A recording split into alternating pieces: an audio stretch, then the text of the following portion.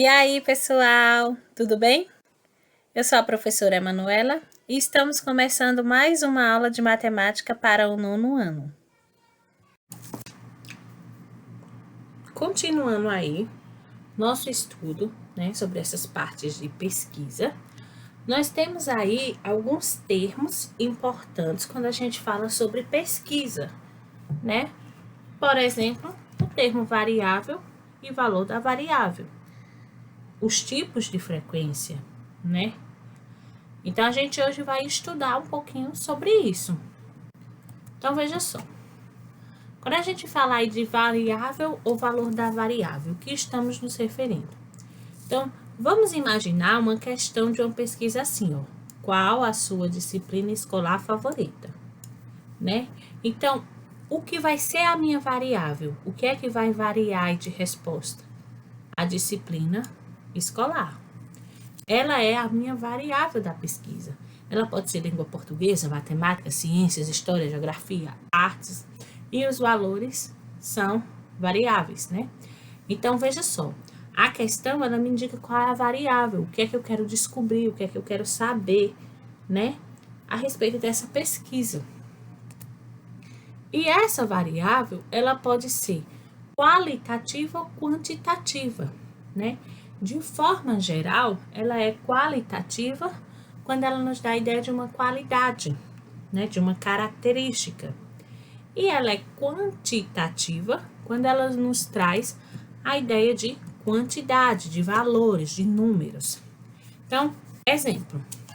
A variável grau de instrução. Então, se eu faço uma pesquisa sobre o grau de instrução das pessoas, elas provavelmente vão responder ensino fundamental, médio, superior, né? Então, veja que isso é uma qualidade, né? A gente chama aqui de qualidade ordinal, porque vai ter uma ordem, né? Nível superior, médio, existe uma ordem entre os ensinos, e ela é qualitativa, porque ela traz uma qualidade, uma característica sobre o seu grau de instrução.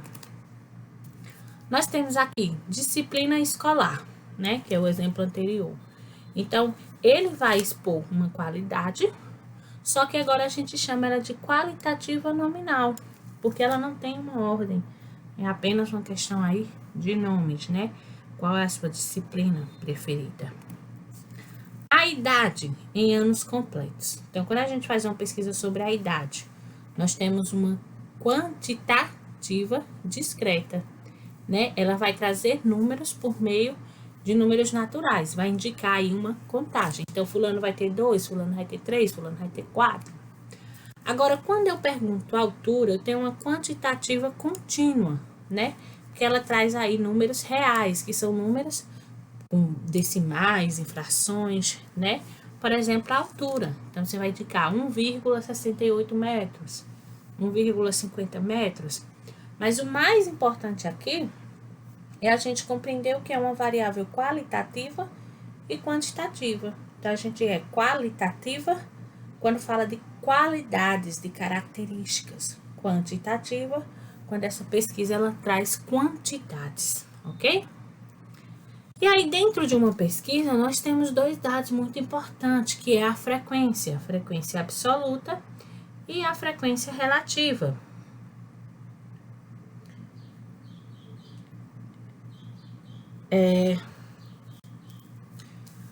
Quando é que nós temos frequência absoluta e frequência relativa? Então, veja só, quando eu faço uma pesquisa e eu obtenho aquela quantidade de respostas, né, sobre determinada variável, tem uma frequência absoluta. Então, se eu pergunto de uma sala de aula qual a disciplina favorita e 8 pessoas me respondem matemática, então a frequência absoluta de matemática é 8. Já a frequência relativa, ela é dada em porcentagem, normalmente, e ela é obtida quando a gente calcula a razão. Quando a gente calcula a razão, ou seja, quando a gente faz aí uma divisão, né, entre a frequência absoluta e o total de pessoas na amostra. Então, vamos entender um pouquinho mais sobre essa parte aí de frequência em uma situação problema. Então, exemplo. Qual o seu sabor de sorvete preferido?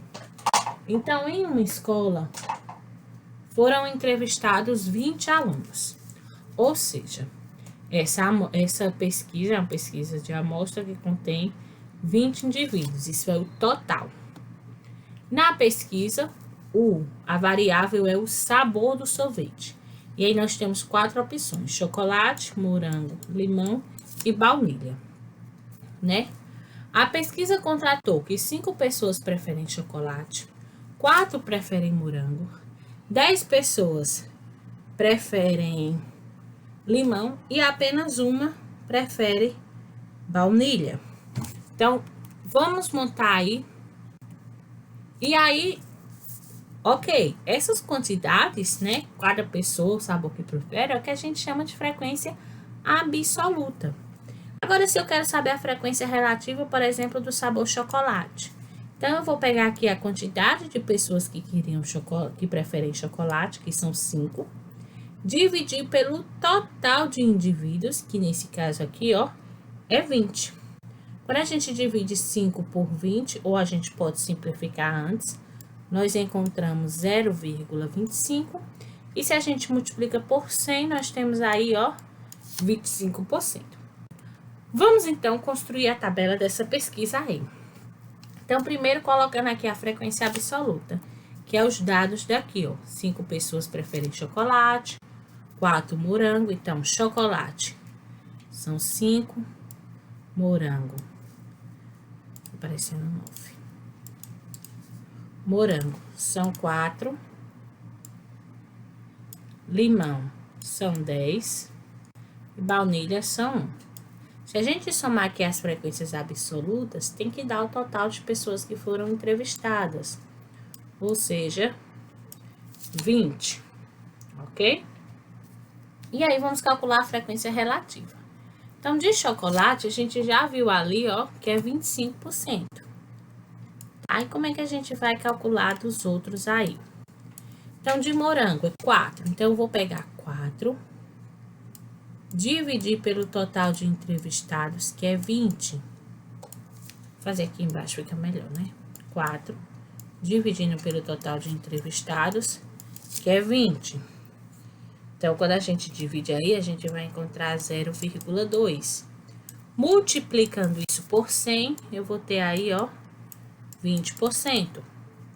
Então, 4 pessoas que preferem morango é 20%. 10 pessoas, então, da mesma forma, pego 10, divido por 20, a gente vai encontrar aí 0,5, multiplico por 100 para achar esse valor em porcentagem e fico com 50%. Então, 10 pessoas que preferem limão representam 50%. E uma pessoa que prefere baunilha, então, pego 1, divido por 20, vou encontrar aí 0,05, multiplico por 100 e vou encontrar 5%. Então, veja só, se eu somar todas essas porcentagens, eu vou ter um total de 100%, porque 100% representa o total de entrevistados, que é 20, ok? Então, é dessa forma que a gente constrói a tabela para representar frequência absoluta e frequência relativa. Encerramos por aqui e até a próxima.